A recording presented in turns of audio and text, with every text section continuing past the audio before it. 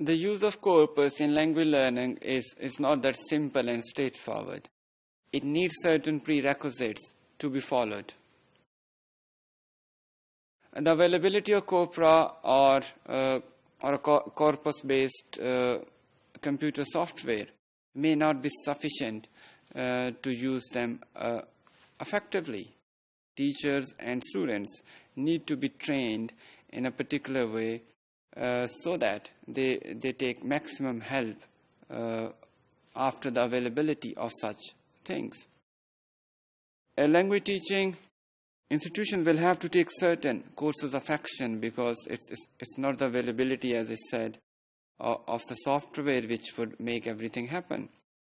Learners and teachers will have to adjust to various changes in attitudes, skills, and their learning and teaching rules, which a corpora-based language teaching would demand. So they must be ready to welcome those changes, and they should be willing to adapt to those changes quite quickly.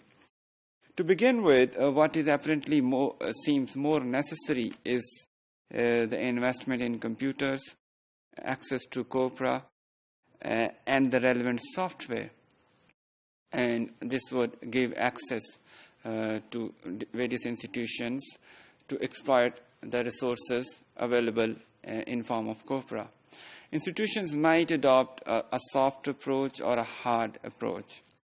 In hard version, institution might focus on teaching how to use corpora, a software, and how to make maximum use of it, not only to their teachers but also to their students, and by letting them know how they could have direct access to computer, to corpus facilities, and a training in the skills to use them. A soft version, however, would be better in economic terms for many institutions, and because it would require only the teachers to have access to such softwares, and only teachers would be expected to have maximum skills of making good use of corpora knowledge. Investment in technology, in fact, is just a tip of the iceberg. Institutions will have to invest in the learners and the teachers in order to make maximum use of the knowledge and information available in corpora. Otherwise, mere access would not be enough. To teach and learners need to become familiar with corpora, and in the case of the hard version, they have to be trained about how to use corpus. They must also be trained in some data-driven approaches to learning, because only then they can make good use of corpora knowledge. And they should also be guided away from the single correct answer approach and those approaches which are based on the notions of fixed rules, of correct use of the language. In corpora teaching, it may be suggested that students may be taken towards the recognition of patterns and alternatives, and the importance of context, because a word or a piece of language may be used differently in various contexts, and in various varieties of that language. Therefore, a learner might be familiar with all these possible changes in the use of language so that he can learn it properly in a realistic way. To employ a popular analogy, in consulting a dictionary or grammar, we give learners a fish. When we tell them to use dictionaries, we give them the fish. But when we actively engage them in pattern recognition, they learn how to fish, and that, proverbially speaking, that is the real skill.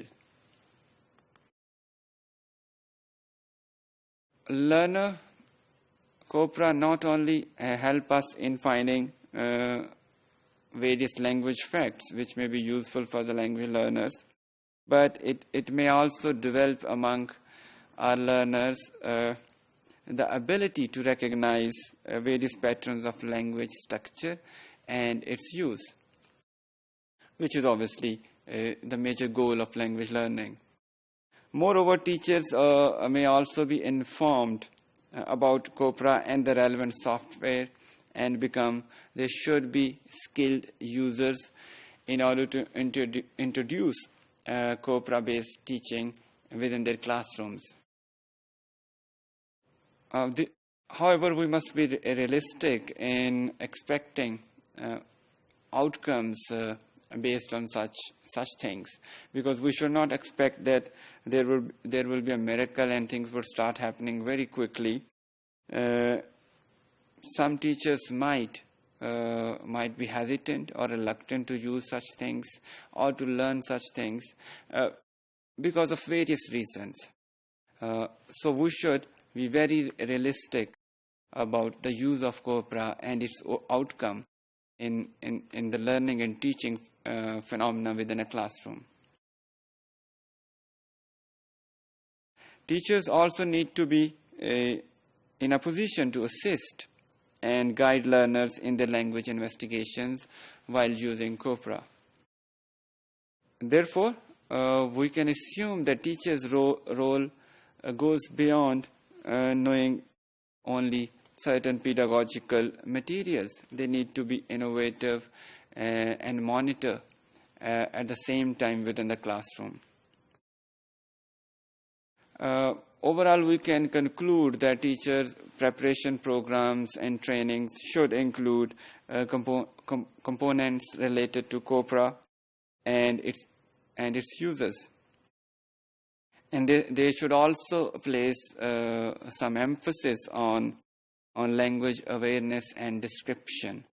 And by doing that, we can enable our students and future teachers to make maximum use of the information, language facts, and the uses of language available in various COPRA.